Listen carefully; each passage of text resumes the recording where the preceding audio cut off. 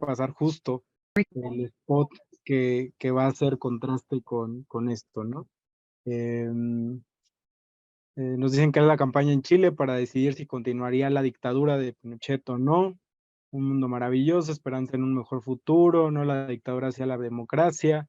Las campañas de izquierda son generalmente humanistas. Ya, que el taxi lo dijo libre, liberarse es confuso, pero supongo que se adapta a la realidad de los ciudadanos en el momento.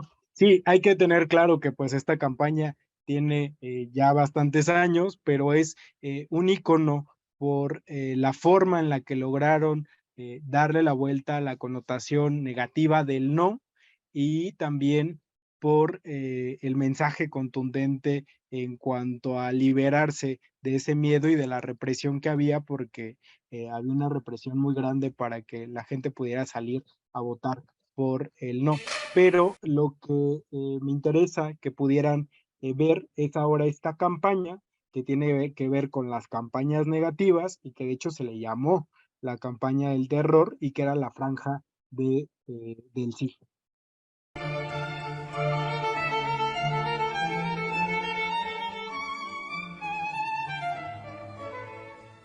En cumplimiento a disposiciones referidas a programas electorales, los canales de televisión deberán integrar cadena nacional a partir de este instante.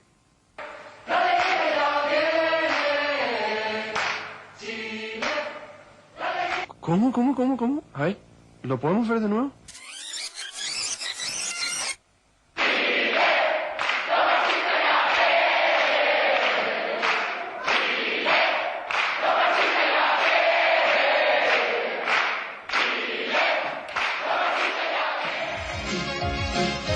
Porque nos hemos ganado la democracia, plena, estable, con total participación. Porque merecemos la paz y la grandeza. Marchemos todos juntos hacia un país ganador.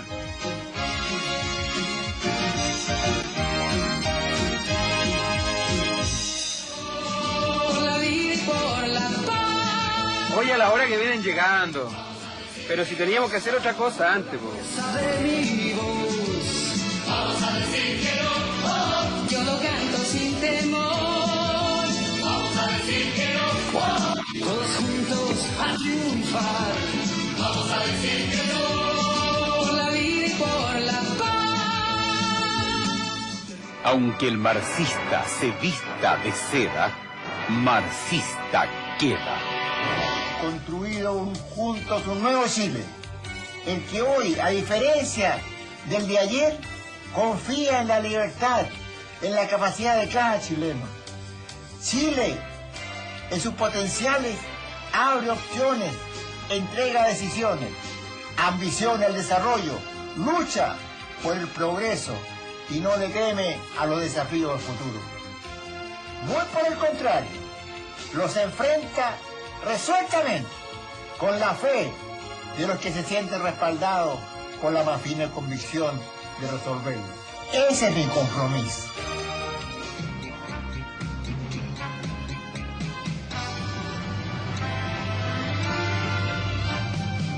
Ahora sí que sí, así sí que sí. Diga sí, yo sí, tú sí, eso sí que sí. Diga, hoy sí somos ganadores. Chile es un país ganador. Ahora sí que sí, así sí que sí. Diga sí, ahora sí que sí, así sí que sí. Diga sí.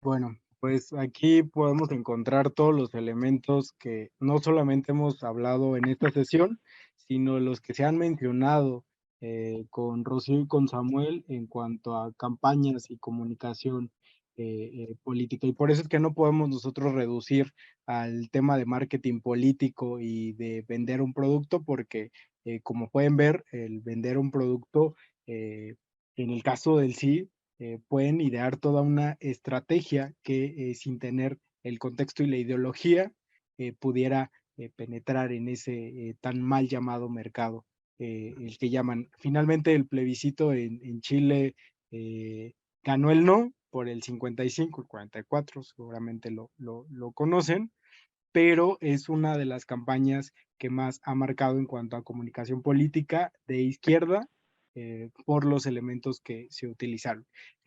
Voy a avanzar porque si no, no voy a acabar con la presentación y damos al final una buena ronda de participaciones para que no quede en el aire lo de la defensa electoral y la promoción del voto.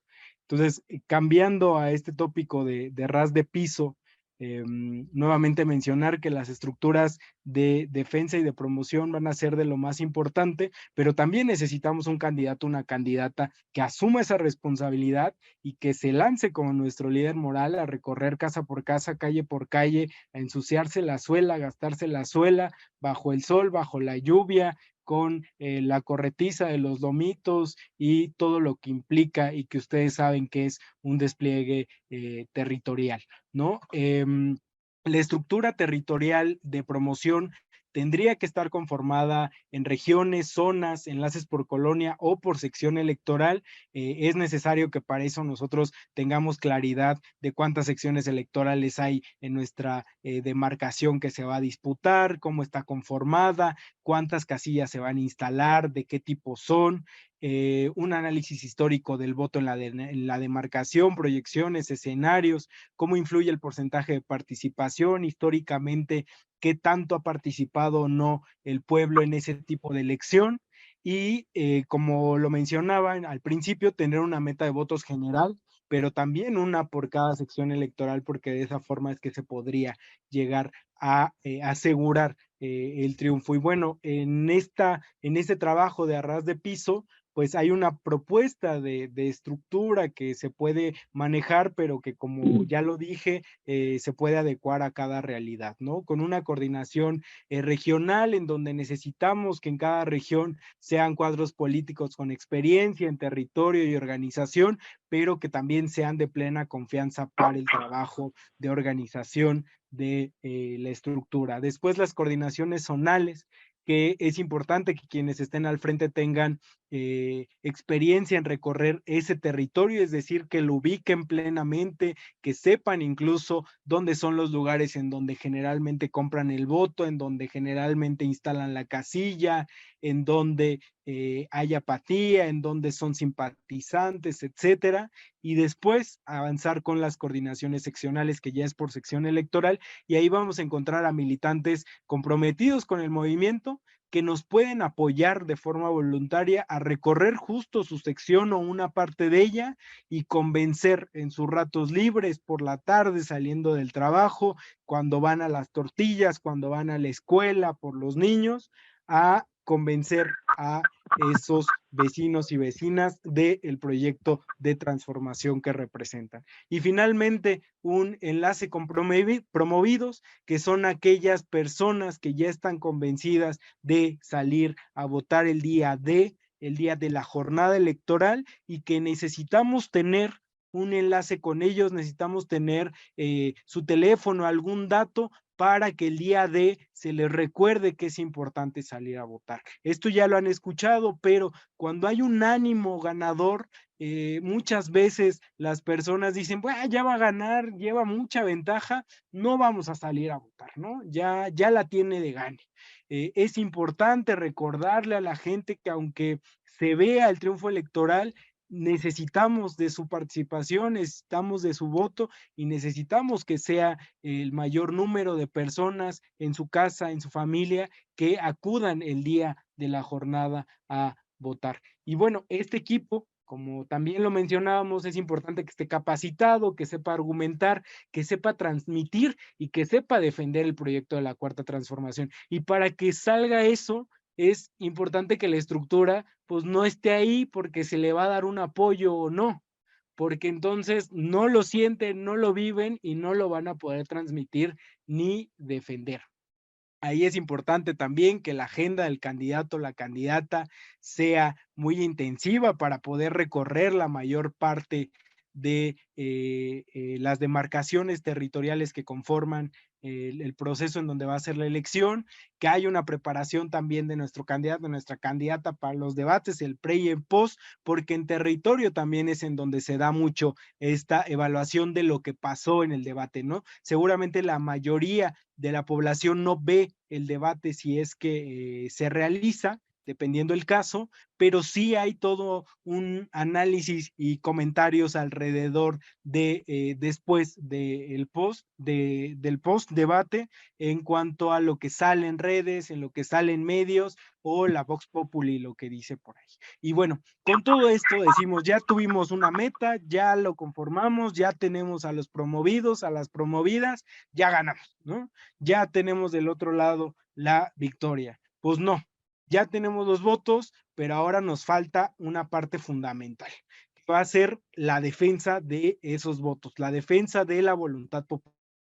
Y aquí en la estrategia para la defensa del voto va a ser fundamental que nosotros tengamos a un representante ante el órgano electoral que tenga experiencia en materia electoral, que conozca la legislación, que conozca los mecanismos y que tenga completa disponibilidad para poder atender ese proceso en el Consejo Distrital que se instale.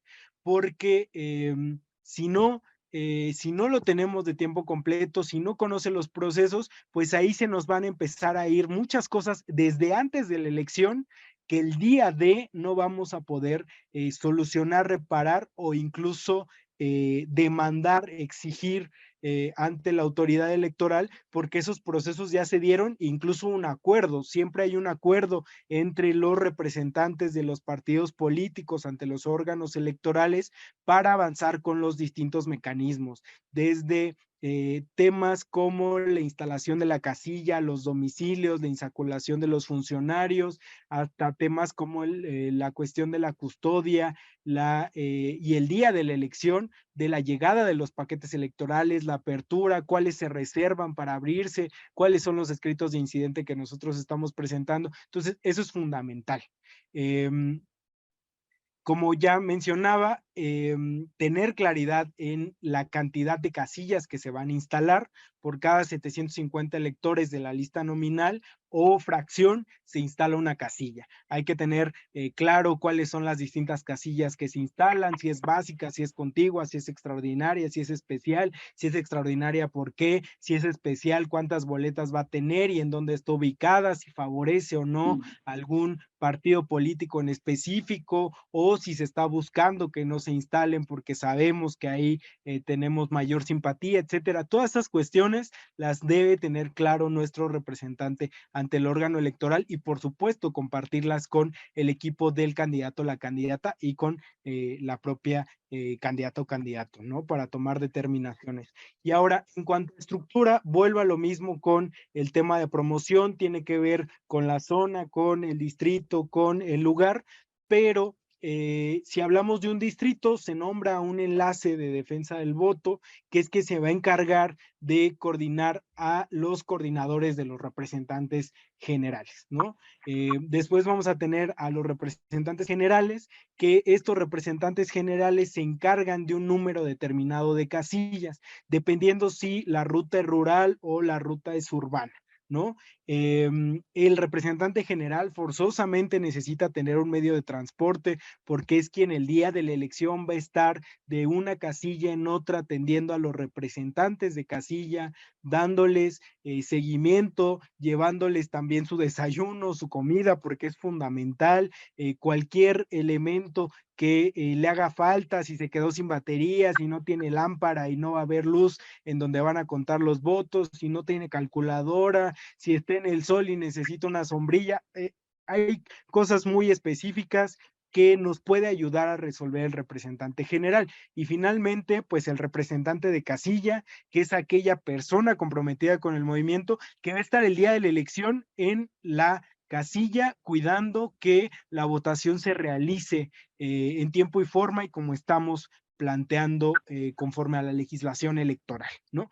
Pero para eso nuestro representante de casilla necesita tener una capacitación previa que el equipo le tiene que dar en donde le entreguen los insumos necesarios desde un manual de representante de casilla, le den información básica como que el día de la elección no puede llevar una playera de Morena, no puede llevar una gorra de Morena, que se tiene que acreditar ante el funcionario de casilla presidente, qué pasa si no llegan los funcionarios, cómo se elige de la fila de votantes a los funcionarios que van a estar, a qué hora se cierra la casilla, que es 6 de la tarde, pero si hay gente formada no se puede cerrar hasta la última persona que está formada.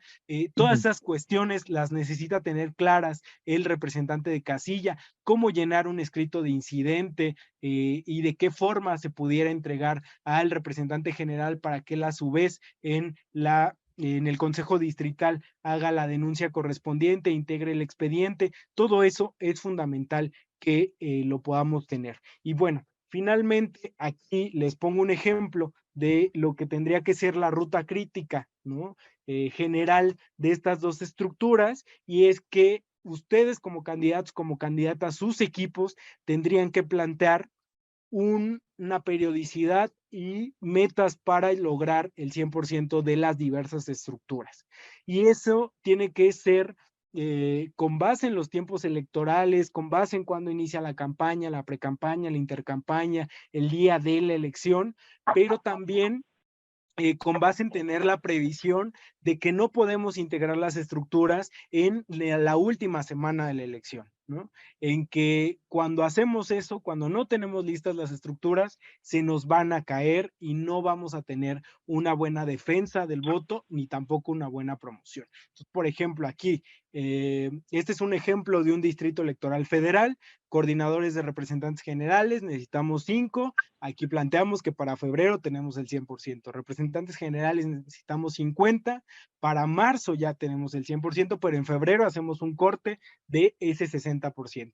Representantes de casilla necesitamos 1,348, para febrero el 40, para marzo el 80 y para abril el 100. Pero es importante dar un seguimiento y no esperar a que llegue abril y digamos, bueno, ¿dónde están los representantes de casilla? Sino ir acompañando ese proceso para también avanzar con el tema de la capacitación y que no tengamos representantes de casilla el día de la elección que no tuvieron capacitación y prácticamente es como si no tuviéramos ninguna defensa en esa casilla. Los enlaces seccionales que tendrían que ser con la promoción y el tema de promovidos, ¿no? Entonces, a grandes rasgos, estas serían parte de las estrategias que necesitaríamos conjuntar para trabajar en los meses, semanas previos al día de la elección y finalmente llegaríamos al día D, ¿no? El día de la elección en donde se necesita que los equipos tengan una extrema comunicación y coordinación, el candidato, la candidata acude a votar, se limita en hacer actos públicos,